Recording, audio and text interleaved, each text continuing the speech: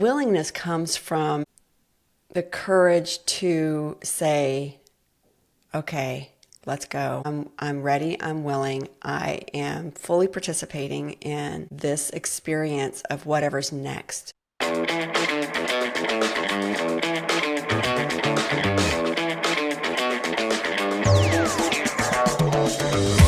Hello there, it's me, Steve Mellor, and welcome in to Growth Ready, the podcast that allows high performers to reveal the reality behind what it means to ready yourself for growth, the personal and professional challenges along the growth journey, while also allowing the high performance executive coach in me to satisfy his curiosity toward what drives optimal performance.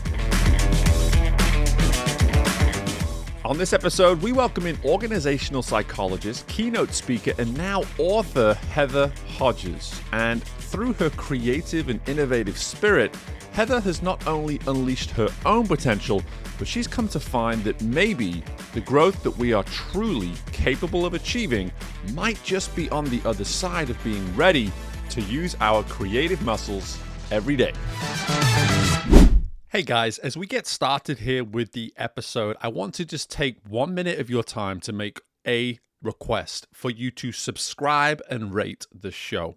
For our show to be easily discovered by other potential listeners, we need our current listeners, that's you, to take the time to not only subscribe, but to also rate the show. Whether you're listening to us on Apple Podcasts, on Spotify, whatever platform of choice, there are typically ways to be rating the show. So go ahead and click something like that 5th star and be sure to take that additional time to leave a comment or two about why it is you enjoy listening to the Growth Ready podcast. Your efforts on this will allow our show to be more discoverable, which means we're going to find more listeners and continue to have that significant impact on the community of human performance and personal development that I know you are all benefiting from by being listeners to this show. Please go ahead, take the time, subscribe, rate the show today. Hey, and while you're at it, why don't you share it with a few people as well? I appreciate you guys. Let's get to the interview. Hello and welcome back into the most recent installment of the Growth Ready podcast. I am so excited. Been looking forward to this one for a little while now with a speaking colleague of mine, someone I have become a quick admirer of in terms of her work. And I'm so excited to be welcoming Heather Hodges to the Growth Ready podcast. But Heather, before we learn all the reasons as to why I'm so excited for you to be here, I need you to answer the question that everybody answers on this show. What does it mean to you to be growth ready? Well, Steve, first of all, thank you for the invitation to be on your podcast. And I am a quick admirer of yours as well. So thank you for this and setting up this conversation. I've been looking forward to it as well. So your question, my friend, is brilliant. And it can go anywhere. What does it mean to me to be growth ready? It means being willing and being willing to fail. Because in failure, that's when we grow. I think we learn more when we get it wrong than when we get it right. And if you're not willing to fail, you'll never do anything extraordinary. You'll never grow. You'll never learn. You will be stagnant. And you certainly won't create anything.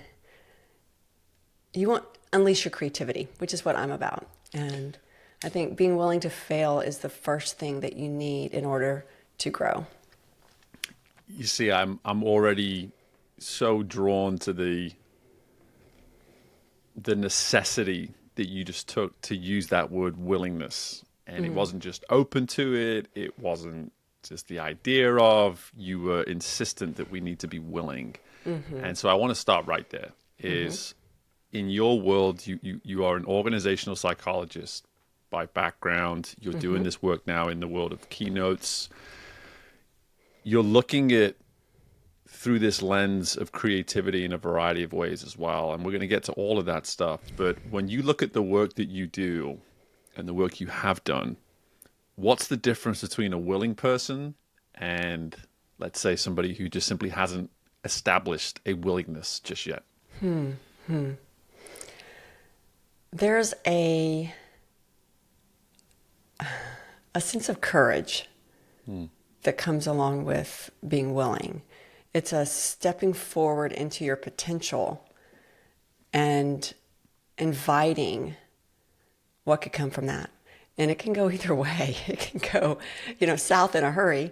But when it goes south in a hurry, that's when you have the opportunity for joy, because in that failure, that's when you can learn something and you can grow. And you're not going to enjoy it every step of the way, but you can certainly learn from that.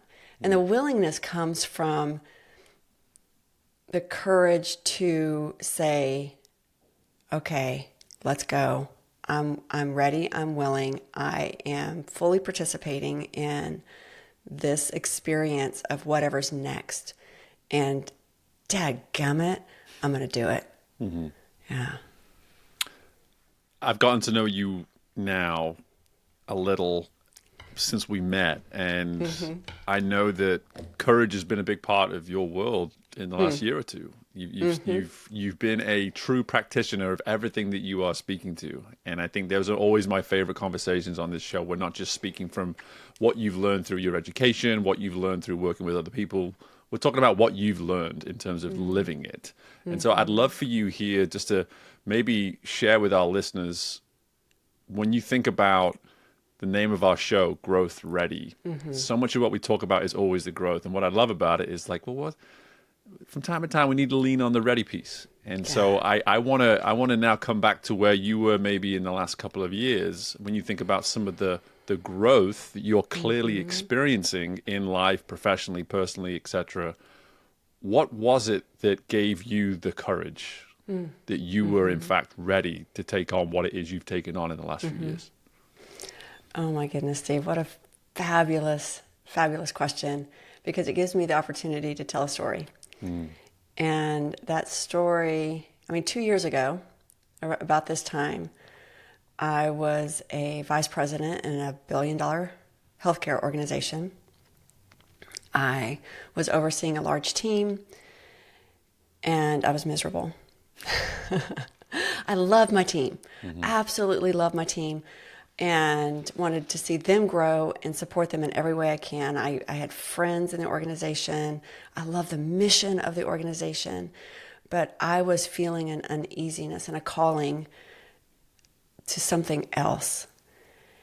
And as the universe would have it, I wasn't in that position much longer. About 6 months later, I was actually dismissed. I was let go from that organization. And it was one of the best things that ever happened to me. It was scary. It was financially challenging.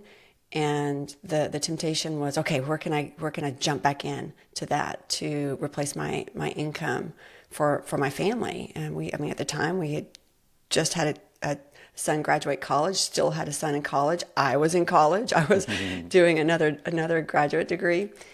And we'd bought a house 2 years before, so everything was tenuous. But I retreated, literally. I went to a monastery in Minneapolis, or near Minneapolis, Minnesota, and I spent a week in a Benedictine monastery. It was snowing. It was March of 2024, and I journaled. I prayed, I soul searched, I cried.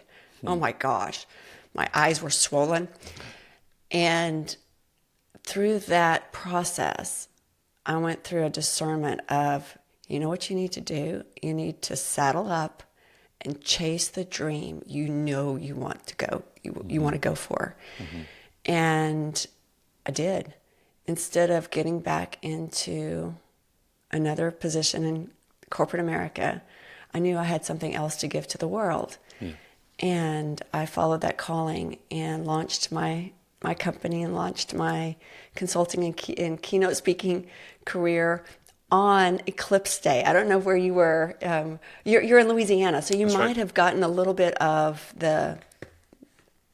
we were in Dallas, we were in totality. Yeah. And so on April 8th, 2024, that's the day I launched my company, and I haven't looked back. It has just been an extraordinary ride, but that took a lot of courage and a lot of willingness to step out and step into potential that I believed was there, but I wasn't quite sure how I was going to do it. Yeah.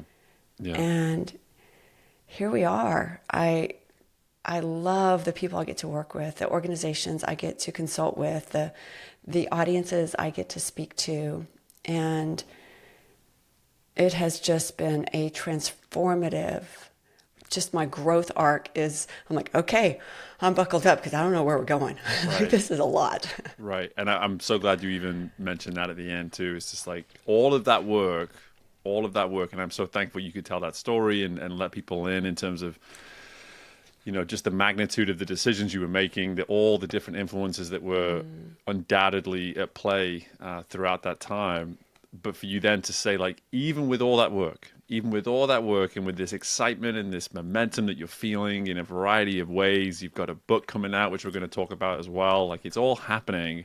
Still, with that, there's still no guarantee. There's still no certainty. There's still this sort of feeling of like, who knows where this will go. And it's in that I definitely want to discuss more about your work in terms of just the idea of creativity. I think that's going to be fun for us to talk about here in a moment. But to speak to the way in which you formed your willingness is what I'm hearing in that story. It wasn't as though you just fell asleep one day in one job and woke up the next day and decided this is what I'm now doing.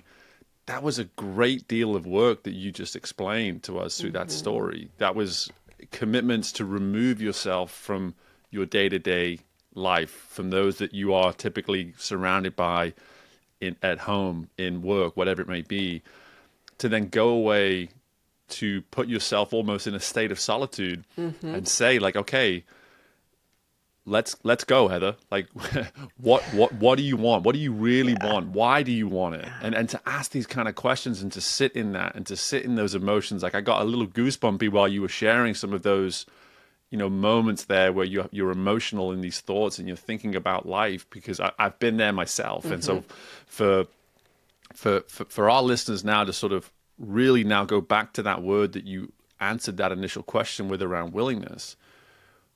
Talk to us a little bit about how you consider just the weight of that work that you had to put in to really create the clarity of willingness that you're able to now approach what you're doing today. It wasn't, you're right, it wasn't easy. It was, I keep coming back to the word courage, but it's a stepping into a potential, a life, a world that you have no idea where it's going. And I'm thinking about some of your listeners who may have experienced this before. And just, you're at this crossroads of, okay, I can't go back. That door has been shut. Maybe it was your decision or it was their decision. And that makes it challenging. And you can decide to willingly step forward, or you can stay put. But that's stepping into the potential. It reminds me of the Jonah Complex. Are you familiar with that? No, I don't think so. Okay. Abraham Maslow, the humanistic psychologist who gave us the hierarchy of needs, self-actualization. He actually saw creativity as the pinnacle of human potential. But he also warned us about the fear of our own greatness. And he just knew how easy it was to shrink back and hide from our potential. And he described and called this phenomenon the Jonah Complex. And of course, it's named after the prophet Jonah in the Bible, who was, tried to hide from God. And in the story, God tells Jonah to go and preach to these enemies of the people of Israel, the Ninevites. But Jonah doesn't want to go because he knows if he goes, he's going to be successful and God is going to have mercy on them, and he doesn't want that. And so he tries to run away from God. And Abraham Maslow described and defined the Jonah Complex as this fear of success, the fear of stepping into your full potential. And so, my Jonah moment was there in the abbey, the monastery where I had retreated to. But it was that turning around of saying, okay, no, I'm willing and I'm ready to step into this and step into my full potential, because going back is not an option. And it was like swimming through Jello at the time, that corporate world. And I'm not willing to do that again, but I am willing to step into something else. And that willingness to go, okay, I'm gonna be brave enough to figure out what's next. And here we go.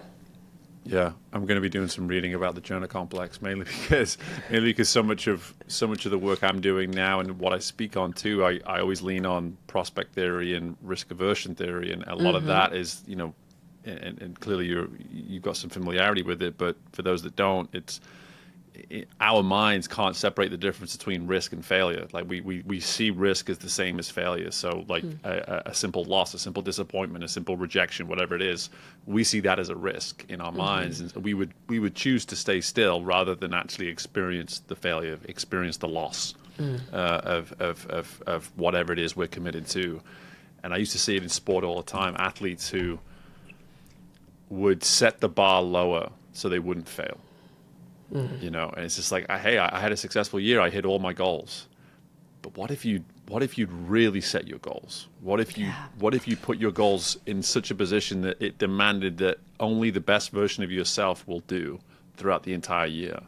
Yeah. And athletes would run away from that, surprisingly. Like, you'd think an athlete would run towards that, but it's the 1% of the 100% of athletes that separate themselves, that have that willingness to say, the bar will be so high, it will demand so much of me that I have to lean into it fully. I have to embrace it fully. I have to be willing to do whatever it is I have to do to make the success come to fruition. And so much of what you're speaking to here, this idea that we can genuinely fear our own greatness, but the work, and this is what I'm getting from your story, it's like, when we choose not to fear it, or just simply accept the fact that we still fear it, but we have the courage to face that fear, that's when the work begins. And just the gravity of that work is really endless. As much as you did that work, obviously, a year and a half ago to set this ball rolling, I have to assume that work, for you at least, because I can certainly speak from my own experience, it really never ends, right? No, that's exactly right. And you have to be willing every day to step into that potential. And, we talk about failure. Okay, fact check me on this one. The definition of failure in the English dictionary, it's 3 words. Lack of success. Lack of success. But I think that's such an inadequate definition because it doesn't value the growth readiness that we're talking about. It doesn't take into account learning and potential and the things that we're incubating in me or in you or in any of us as we are getting ready to step into growth and step into potential.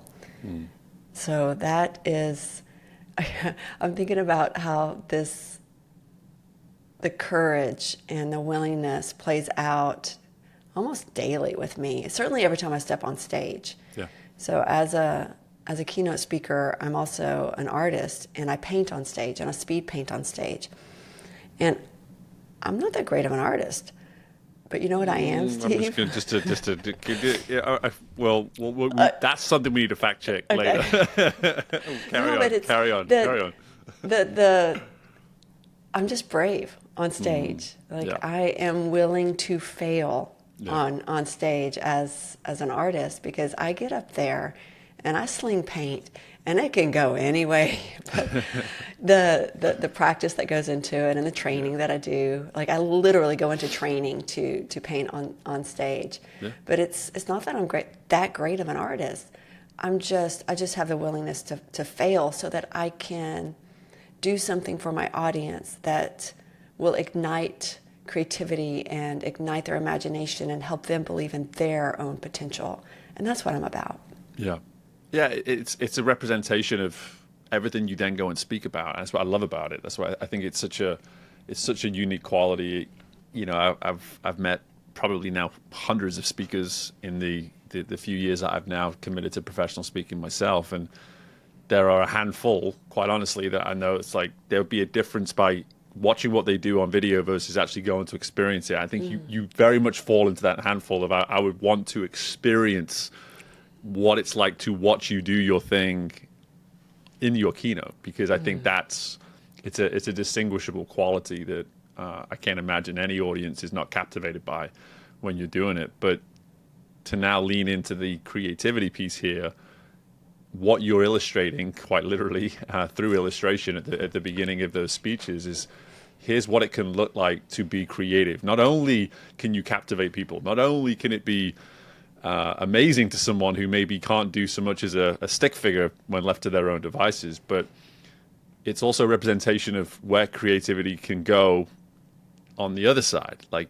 you could mess up. It could be the wrong result. It could not be what you necessarily want it to be.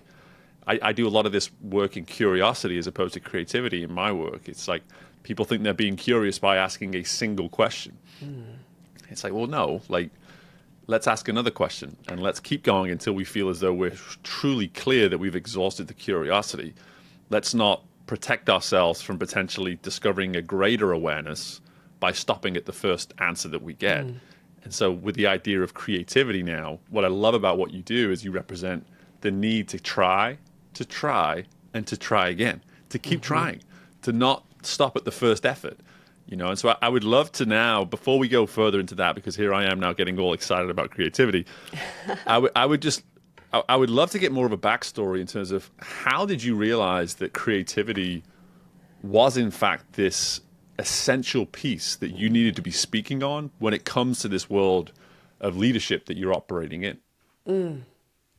That was a journey as well, in finding the unifying thread throughout my whole life. It's creativity. And there was, and I think a lot of people only associate creativity with art.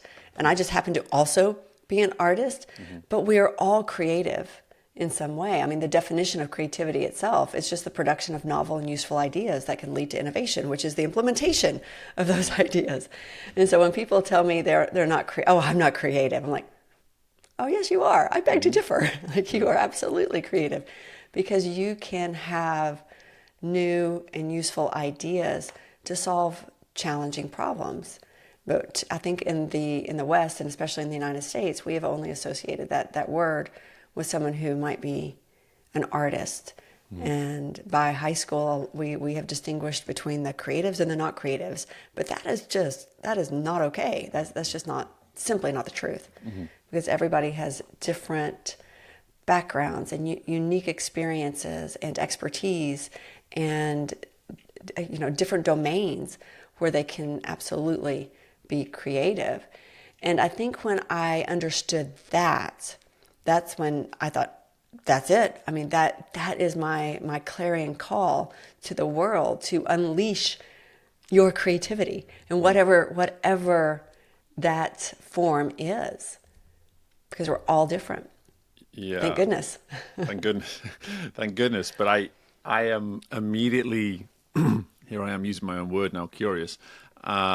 I'm immediately curious as to why is it we're not? Why is it we've been programmed? Because this is really at the essence of why what you speak on is so important. Why is it we've been programmed, therefore, in whatever corporate space or whatever organization we're operating in, to not lean on creativity? There's a simple answer to that. School. So there was a study done. It was actually started in 1968. And it was launched by NASA, of all places. So this study, that NASA wanted to know the creative potential of its rocket scientists, like literal rocket scientists, and its engineers.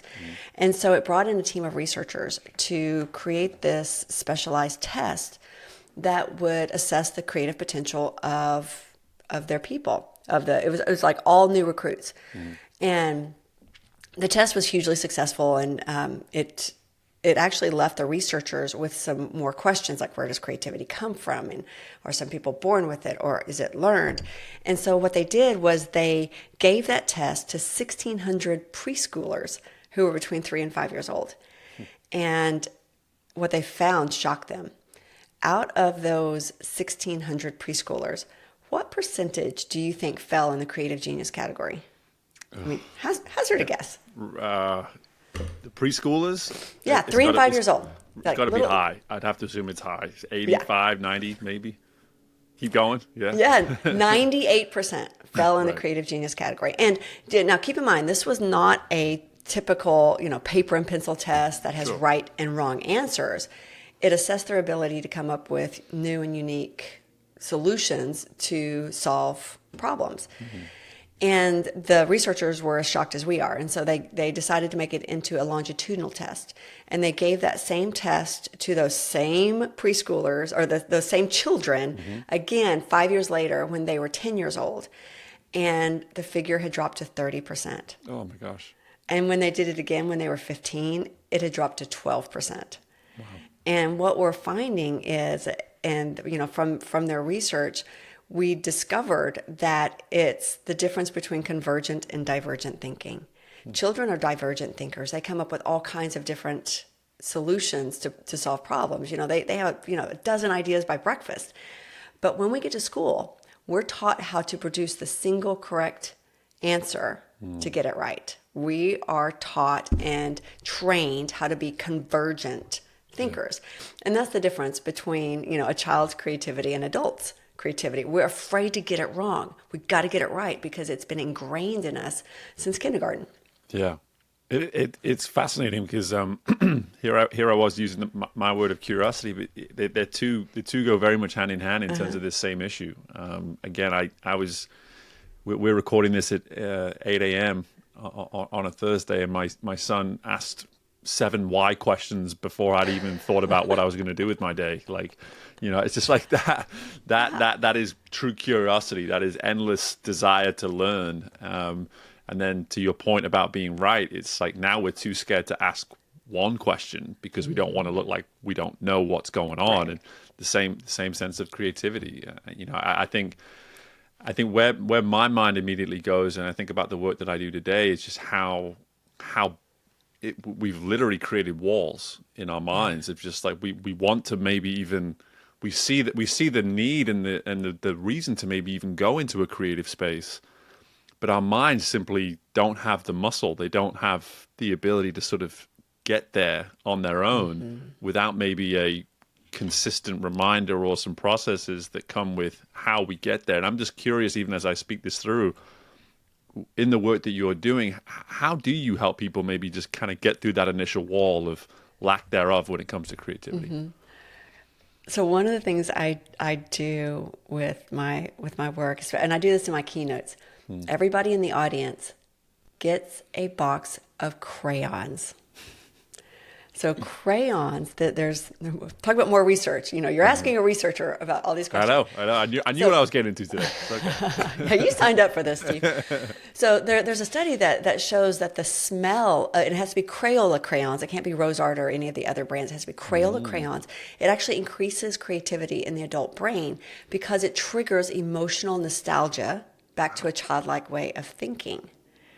And so everybody in my audience gets a box of crayons. And then I give them a worksheet, and we are going to ideate and use our divergent thinking in that keynote. And it's amazing to see what happens. And people start just unleashing creativity in the moment and learning how to use their divergent thinking again. I'm not asking them to critique. I'm asking them to brainstorm ideas. Mm-hmm. And it's amazing to see what happens. I was with a group the room was full of CEOs. Mm-hmm. So these are all executives, all C-suite executives with a box of crayons. They're smelling the crayons, they're playing with the crayons, and they are working on their worksheet. And I even saw people starting to take notes in crayon the rest of the day. Love it. And their creativity was in overdrive. At that moment. But we've got to learn how to use our divergent thinking more and to train our creativity, because that's something that we also know that it's, yes, we have creativity at birth, but we could also lose it or train it. And so I think that is something that we absolutely need to do right now, is to train our own divergent thinking. And with the rise of AI and ChatGPT, I think a lot of people, their brains are starting to atrophy. Yeah. And we need to turn that off some and get back to our own divergent thinking. And don't let AI think for us. We have to train our own ideation and our own creativity.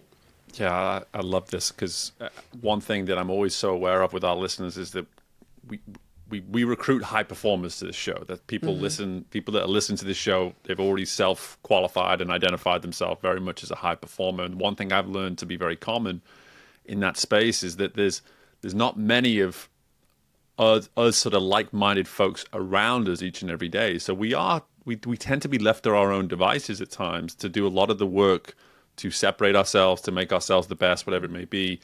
We're doing a lot of it in isolation. And I think something as simple as what you're explaining here can be such a valuable tool and skill to someone who's maybe going into a moment of work, of exploration. Yeah. Something as simple as start with a crayon and do some drawing before you get to the work that you've decided to set time aside for. It sounds kind of crazy, but clearly, just from that example that you gave, that can unlock a component of yourself that maybe has been left, to collect dust now for decades by the time you actually get to this work, right? Yeah, we need to go back and find that. Yeah, and bring that forward. Yeah, it's so powerful, and I think about I have my whiteboard over here in my office, and whenever my wife will come upstairs from time to time and see what I'm up to, she's like, "How can that make any sense?" And I'm just like, "Well, that's just so you know, that's your husband's brain on a whiteboard. So like, this is what this is what's going on behind the scenes." Yeah. But I've been a big proponent of, and I like to call myself out on this show from time to time, and I'm going to do that right now. Over the years, I've been a big proponent of starting my day in creativity, in curiosity, and I've let myself down a little bit in the last few months. I've not been doing that as well. I've been a little bit more get into the work right away or focus on the kids right away, and I've not been really getting into that space of creativity at the outset of the day. And I even recall when I wrote my book, the best writing that I did was the moment I would get out of bed and sit down and write. I would I didn't care about what was coming off the pen. I just wrote because I believed at that point my mind was in the best place to be creative and to consider ideas, which is my very nonchalant way of just sort of bridging towards your book now. Here we go. That was my seamless transition into your book. So I want you beautiful transition. I thought so. I felt pretty good about it. I felt pretty good about it. Feel good about that. Yeah. So here we are. Brand new author. I just watched a video of you actually on LinkedIn as we speak today of you opening your boxes and seeing the book for the first time. And I think it's such an exciting experience. But the one question I always ask people on this show whenever we have a book that comes out is, why you, Heather? Why were you the one to write this book? So firstly, tell us what the book is. Tell us what it's all about. But then I'd love to know. Show it? Yeah, well, you can show it too for our YouTubers. There we go. Hard work right there. And you can see it's consistent with the brand. There's pink. There's pink all over, Heather. It's pink just and pink black. everywhere. I love it. That's me. I love it. But tell us about the book, but also explain to us why it is that Heather Hodges is the one that should be writing this book. Well, the book is called Heart Work: How to Lead People, Build Culture, and Unleash Creativity in Home Care. So that is the home care, which includes home health, palliative care, hospice care, in-home care. This is the industry that I was in. And one of the leadership development gaps that we have in home care is for frontline managers. And there are a lot of times there are clinicians, and in home health especially, to be a branch director, to be a frontline manager, you have to be a nurse. And RNs, they don't go to school to be leaders. They go to school to be a nurse, and they're really good at being nurses. And so a lot of times the nurses that are promoted into this position are accidental leaders. They didn't set out to be a supervisor, a people leader, but they were really good at their job. They may have innate leadership abilities, but then they are promoted into leadership without training and without support. And that's the gap that I was wanting to fill with Heart Work. It's basically a leadership development course in a book. It's like having a leadership development conversation over coffee with me. And these are the people that I trained in home care for the last 7-8 years. And so that's why I wrote this book. It was really my gift to these amazing individuals who lead in home care and who choose to be in that work, because it's a calling to do home health and to do hospice. And I wanted to just be as much of a useful tool on their journey as possible. And one of the things that I do in the book is I talk about how you have to lead yourself first before you can ever step forward and lead others. And the tool that I use in that is the Enneagram, because it's been such a great tool for me, and just an insightful experience to understand myself better through that lens of the Enneagram. And then I go into different competencies on how you build culture. But then, of course, the best part of the book for me was the end, where I talk about unleashing creativity and what we need to do that. So it's leading people, building culture, and unleashing creativity. And so the reason that, as far as I know, there's not another leadership book in home care. Right. Like so that's why I knew this was my work to do. Yeah. Cornering the market, no doubt. But I think what's so wonderful about the reason behind the book is the ability for you to lean on your experience and see the need. And I think all too often, I would argue, myself included with this, is that we can write a book and there's a wonderful idea around it, and you hope that it's well received, and you believe it's going to have an impact. But when you're able to actually then identify, well, no, there is this very specific demographic that I've seen firsthand. They need this book. They need this book because for whatever reason, what we're going to cover here is not covered in their educational process. It's not. They don't get equipped with this because they may not have realized it when they were becoming a nurse, but they weren't signing up for being a leader at the same time. They just thought, hey, I'm getting qualified to do this. But help me also understand, and help our listeners also understand, how so much of what you're speaking to here in this specific demographic is maybe many, many industries, industry-wide, or corporate-wide. Why is this something that we need to all be maybe considering, giving it a read, and certainly appreciating the tools that you're going to be covering in the book too? Well, I've had non-home care people read it already, healthcare widely. So it would certainly speak to anybody who is already a leader in whatever industry that they're in, or someone who's thinking of becoming, or just recently promoted into a leadership role, and they have that, oh my gosh, now I am responsible for their work as well as my work. That gut reaction. I had a teacher get it yesterday, and have just hearing of how it is being useful. But for any person who is either contemplating leadership or recently being promoted or is in a leadership position, it is just a companion on the journey. It will help. Just the first half alone of looking at the Enneagram, and I apply the insights of the Enneagram specifically to leaders. Like, what does this mean for you? How do you understand yourself better? How do you catch yourself with your communication blind spots, your triggers? Like, what sets you off? Let's understand that first, and then you can better lead yourself through these conversations. Also, how do you deliver feedback? Can you, instead of delivering feedback the way you want it delivered, deliver it specifically for that person's personality in that situation? And that's one of the things that I go into in the book as well, is how do you lead more specifically for different personality types? Yeah. Well, I am looking forward to reading it myself, mainly because there's a number of things that you just shared there that I am dealing with in my work all the time, and I can always stand to level up my understanding of certain practices and tools. But the self-awareness piece, the self-leadership piece, I think is something that we touch on that within the show from time to time. And in a way, if you listen to this show, you're always being challenged to look at yourself through a different lens.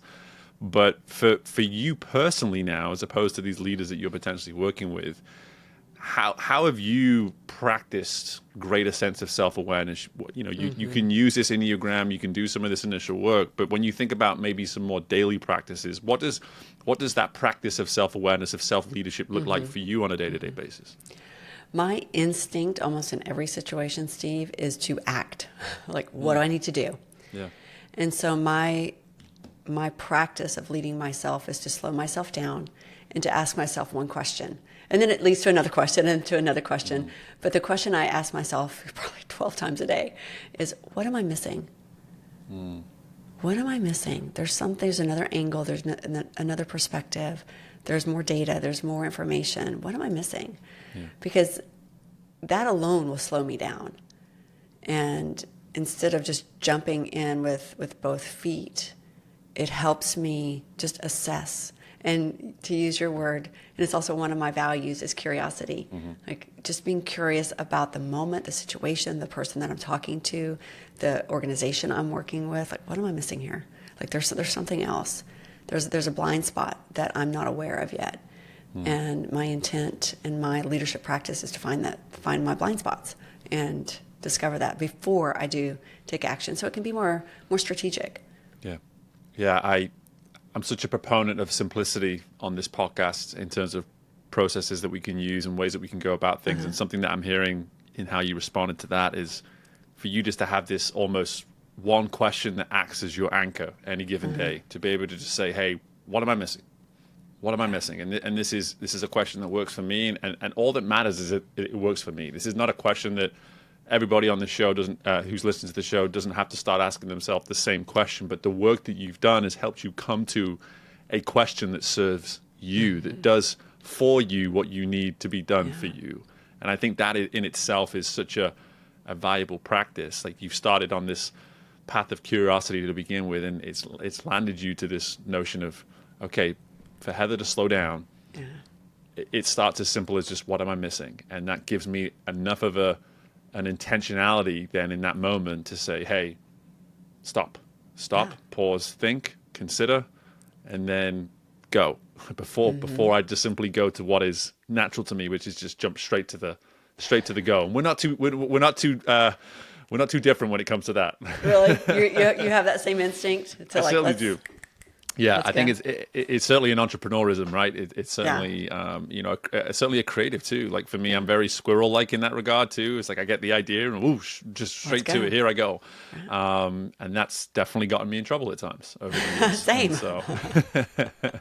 And everybody has different questions they need to ask them based on their personality. Yeah. Because we all lead with different instincts, whether it's like our instinct to jump into action. Some people their instinct is to feel very deeply and just to experience that. Other people is just to think. And so somebody's instinct, which is overthinking, the question they need to ask themselves is, what do I need to do? Like, what is the next action I need to take, instead of what am I missing, or different questions. So we have to find out what fits each of us. Yeah. It's again, that word work comes to mind. We got to go do the work. And this ain't easy, Steve. It ain't easy, no. But that's the beauty when you come on this show, is that everyone that's listening has already pretty much accepted that they're willing to do the work. So that's always a fun part. But from time to time, I like to ask a question around what the future holds, because for you right now, with all this, there's so much new in your world, right? In the last year and a half, like I can definitely see that consistent theme. Lots of firsts, things like that, and so for you now, when you look at the last 18 months as you've established the business and you've gotten to where you are now, what do you foresee as growth for Heather now moving forwards? What does growth ideally or potentially look like for you when you look now into this never-ending future? Yeah, well, I'll talk about that on two different fronts. First, just personally. Yeah. My growth, and then also for my company. Yeah. But personally, it's being willing every day to step up and to fail, and to learn from that failure and just do a little bit better the next day. To use our mutual friend Jake Thompson's phrase, compete every day. I'm going to compete every day with me. Yeah. And that's because I'm my fiercest competitor. Yep. And how am I going to be willing to grow today? And what am I going to be willing to do better and not be satisfied and not be stagnant, and to keep moving forward and seeing where this journey takes me. I mean, Steve, I delivered my first keynote outside of an organization. I used to be a keynote speaker in my organization. I was a speaker coach. I trained a lot of people. I gave a lot of classes and workshops, but outside, October 15th of 2024. So I haven't even really been a keynote speaker for a year yet. So like, I want to figure out what can I do? Who needs my help? How can I grow as a speaker, as a speed painter on stage? So that's something that I want to explore even more.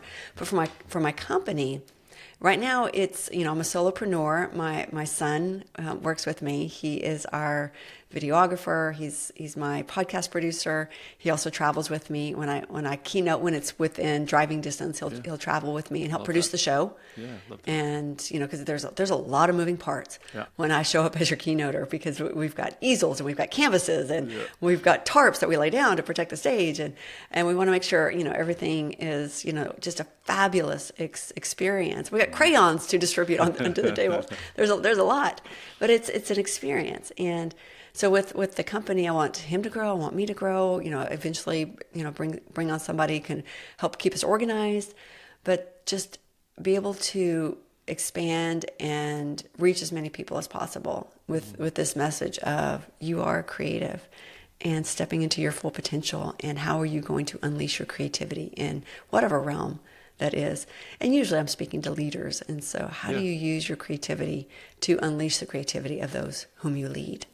Yeah. Well, the future sounds very bright. The future sounds very exciting. And I even love the fact that you use this word unleash as deliberately as you do, because it just shows that it's in there, right? It immediately insists that, hey, it implies that we have it in us, and for whatever reason it's been locked up, and maybe it's been locked up for a really long time, but it's time we let that thing out and to see the light of day and see what it can do and produce for us. Heather, I knew this would be an absolute slam dunk of an episode, and you've delivered completely. I want to make sure that anyone that wants to learn more about you, who wants to access the book, I'm sure you're still getting used to that idea of just like, hey, I'm an author now, and I have to pitch my book when I go on things and stuff like that. But it takes time. You get used to it after a while. Okay. It's weird. How can we learn more about you? Where do we need to go to learn everything we need to know about you? Yeah, well, my website is Hodges Group, INTL, HodgesGroupInternational.com. I'm on all the socials, so you can find me on LinkedIn, Dr. Heather L. Hodges, or Hodges Group is on Insta and Facebook. So just shoot me a message, and I'd love to connect. Awesome. Well, all the information about Heather will be in the show notes, and as will any direct link to being able to buy her book as well. All these things will be there. Heather, again, I'm so grateful for this time. I'm so grateful for just the generosity of insights that you've provided. I know that you've challenged our listeners the way that I expect and wish all our guests are able to do, and you've certainly done that. So just thank you so much for the time, and just best of luck with everything. My pleasure. Thank you, Steve. And my thanks again to Heather for joining us on this episode. And folks, my takeaway is so short and sweet and simple, and I need you to hear me. When I say protect your creativity at all costs, and I'm calling myself out right now, because Steve, you can do a better job on this. You used to do a fantastic job on this, but you've started to let the growth of your business, the commitments that you have in other areas of life, become the excuse system that you need to no longer make time for creativity. And as I call myself out, I hope you maybe hear yourself being called out too. Understand that creativity it's a muscle.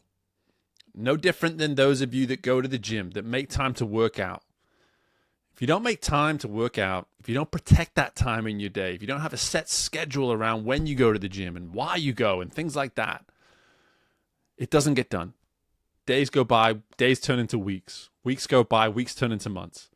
And before long, you cannot remember the last time you were in a consistent phase of working out. Same goes for creativity. Creativity for me was a true pillar of how I was operating daily. I would start my day with it. And yet I cannot remember the last time I started my day with creativity. And it's time that I did better. And I want you to do better at this as well. So here, some of these incredible insights, courtesy of Heather.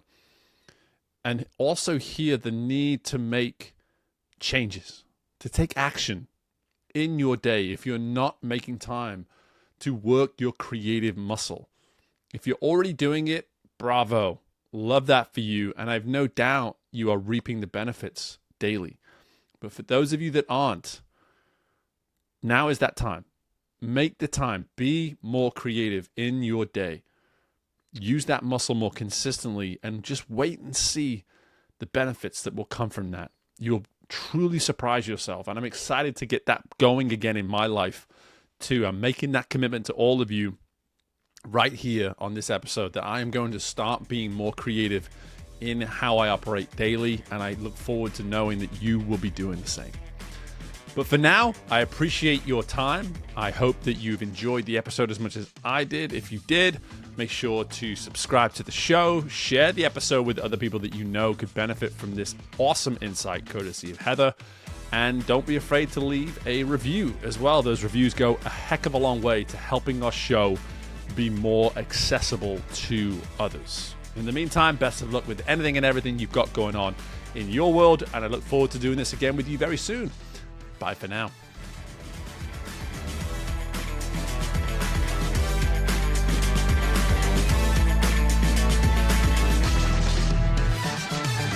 Thank you for tuning in to Growth Ready. If you liked what you heard and are feeling ready to grow, be sure to leave a 5-star rating, subscribe to the show, and share the episode with someone you know is ready to fuel their growth journey today. We love our community, so don't hesitate to reach out to us at podcast@growthready.com. And until next time, we are Growth Ready, and you will be too.